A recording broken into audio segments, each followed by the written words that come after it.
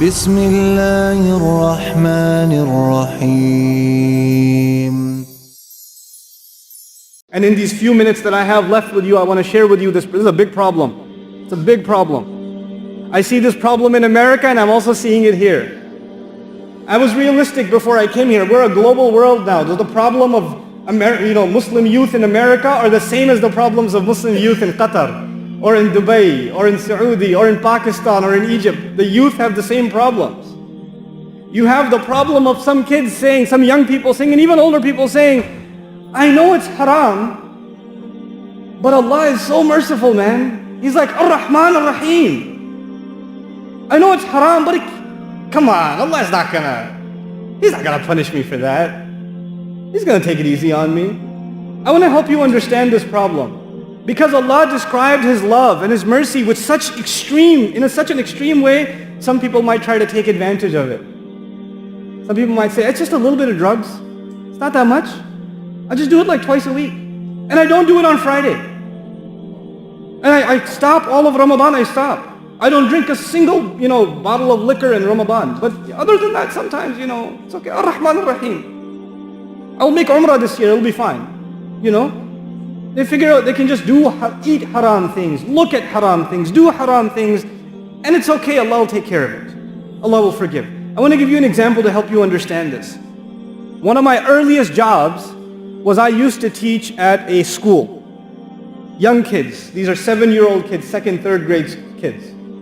And I thought that these kids are going to love me. I will tell them stories, I will make jokes with them, I will jump up on the desk and I will jump around and entertain them and I will scare them and all kinds of things.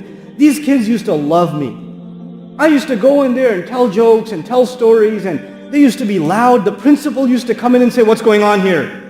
And I used to say, sorry, we'll calm down. I did this for a whole week with these kids. I used to walk into class and the kids used to clap. But then after a week, I go back into class and I say, okay guys, open up chapter 5. Nobody opens up chapter 5. They're all looking at me. Tell us a story. Tell us another joke. And kids are talking to each other. There are people jumping around. There's a kid who's got a pencil in his hand and he's writing his name on the wall.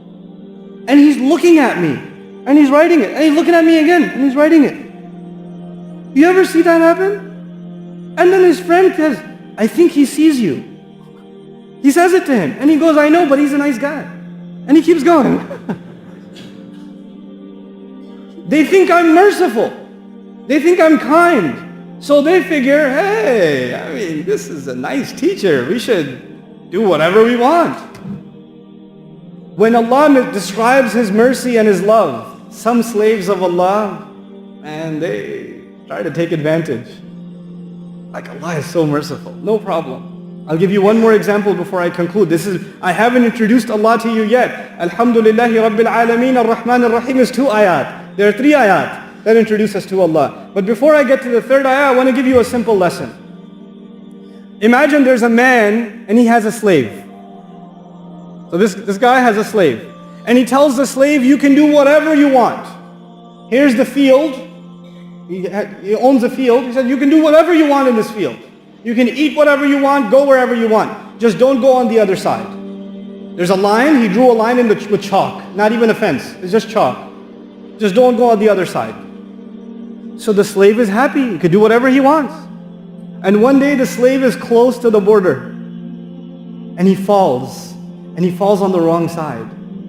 And he immediately looks at the master staring at him. And he says, sorry. It was a mistake. And the master doesn't say anything. No problem. He doesn't say anything. So he gets up, he dusts himself off. He's okay. Next day he pretends to fall. And I says, sorry. The master doesn't even get up, doesn't even look angry. He says, this is pretty good. I mean, he told me not to go on the other side, but I've gone twice and I didn't get in trouble. This must mean it's okay. Some Muslim says, I had some haram substances and no lightning struck from the sky. Allah did not send like an axe wielding from the sky chopping my tongue off when I lied. It should be okay. Allah is okay with it. You know, you try to earn some money the wrong way, you look up at the sky, oh, nothing happened, I'm okay. I could do some more. So this slave starts going on the other side over and over and over again. And a whole year goes by. Now he spends most of his time on the other side. So the master calls him. After 1 year, he calls him. And he says, so how's it going? Pretty good, pretty good. You're pretty kind. Love it. And he says, listen, remember when I told you you shouldn't go on the other side? He goes, yeah, I remember. Well, I've decided to punish you for that. But I will punish you for I've been counting. Every time you went, and I will punish you for every single time you went, but I will punish you all at the same time. I was holding off. I didn't want to punish you right away. I wanted to punish you eventually. I mean, it was your choice. I didn't stop you from going. I just said, don't go. And I told you there will be consequences. But I've decided to get you right now with all of it. All at the same time, 1 year's worth of transgressions. This is Judgment Day. The human being thinks you can get away with whatever you're doing. No problem. I did something bad yesterday, nothing bad happened today. I should do it again today. Then I could do it again tomorrow, nothing's gonna happen. It's all good. But Allah Azza wa Jal says, He puts the picture, He balances the picture, He says, Maliki yawmiddin.